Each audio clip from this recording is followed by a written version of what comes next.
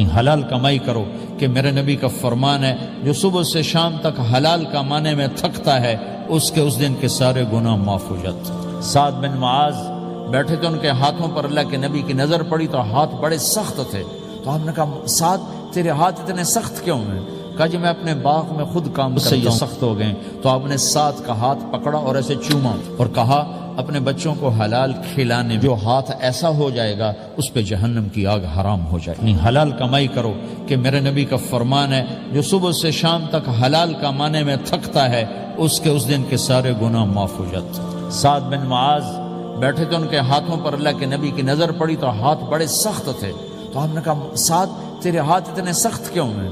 کہا جی میں اپنے باغ میں خود کام کرتا ہوں، سخت ہو گئے۔ تو آپ نے سعد کا ہاتھ پکڑا اور ایسے چوما اور کہا اپنے بچوں کو حلال کھلانے جو ہاتھ ایسا ہو جائے گا اس پہ جہنم کی آگ حرام ہو جائے گی۔